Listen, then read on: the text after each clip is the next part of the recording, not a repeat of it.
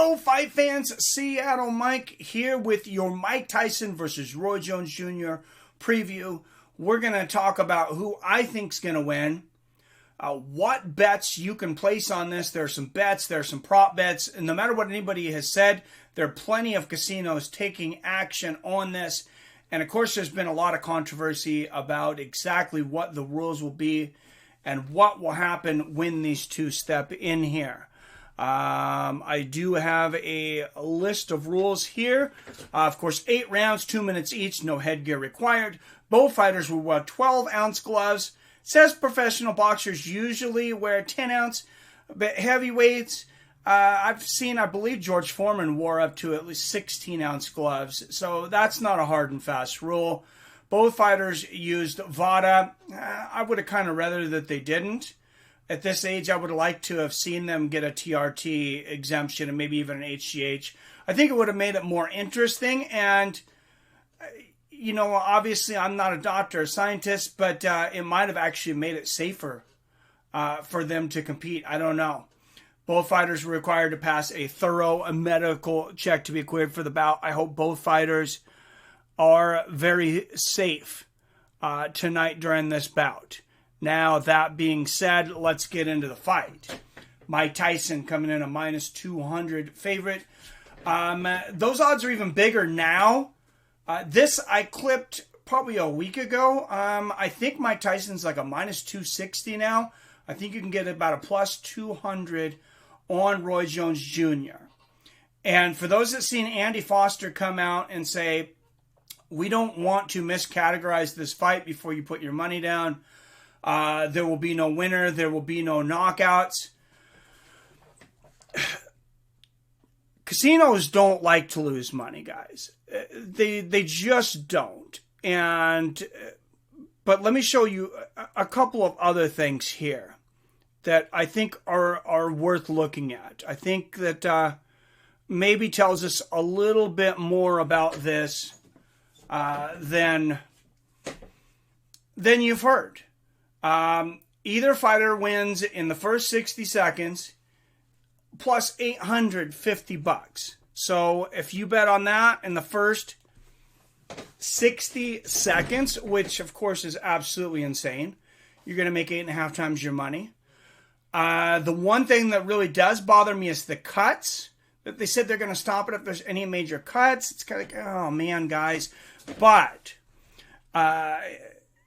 here's what I will say is Mike Tyson said, hey, of course I'm coming for the knockout. He goes, I know no other way to fight than straightforward. Roy Jones says, I'd be stupid to come into this with Mike Tyson thinking it's an exhibition. Last time he had an exhibition match, he knocked his opponent down in the first round, and that is true. So you look at the odds. If you have to put down $150 on Mike Tyson just to get 100 back if you think he's going to knock out Roy Jones Jr. That's how confident these casinos are that Mike Tyson's going to knock out Roy Jones Jr. Roy Jones via KO, TKO, or DQ, plus 450. You can make some money there. You 4.5 times your money. You think Roy Jones is going to knock Tyson out? I don't think very many people think that's going to happen, and I wouldn't advise putting my money there. Decision, technical decision, plus 400.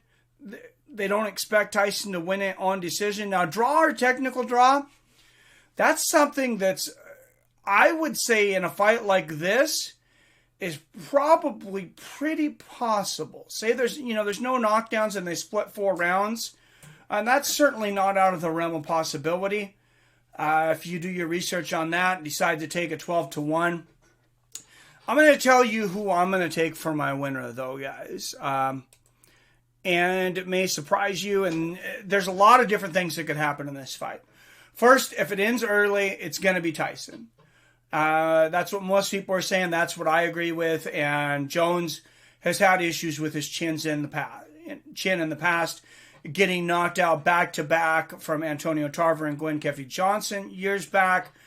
He did win 12 of his last 13 bouts, but the one loss he got knocked out in. Now, the 16 minutes. Let's go to the 8 2-minute rules. Both fighters acted like they were very upset that the commission changed the rules to this. Roy acted like he was even more upset because he said, that gives Tyson more time to reset, less time to tire out.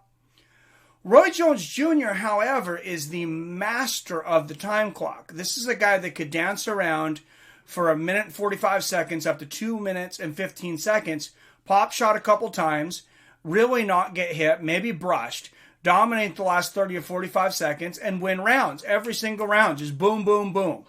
He's got that clock in his head. And maybe the issue is that he's got a 3-minute clock in his head. Now he has to change it to 2. So, that could be a big change. I'm going to go with the master of time manipulation tonight, though. I think that the 2-minute rounds might actually work in Roy Jones's favor, because even if Tyson gets him hurt, if he does not knock him out cold, he's going to get more time to recover. Just like James Buster Douglas did when Mike Tyson knocked him down in the 8th round of that epic heavyweight bout. It was at the end of the round. James Buster Douglas recovers, comes back, knocks out Mike Tyson in the 10th. But I think Roy, he's going to start popping Mike. I think he's going to be dancing. I think Tyson might land a few shots. I really think Roy's going to frustrate him, though. And I think it's a good possibility that Roy's going to cruise to a decision. Tyson hasn't fought since 2005. That's 15 years. He hasn't won a fight in 17 years. And like I said, Roy Jones Jr., he won 12 of his last 13 fights, and he just fought in February 2018. He's been training fighters. Yes, Tyson looks better. He's got the better physique. He's got the better power, and he does seem hungry, so he could definitely get the knockout.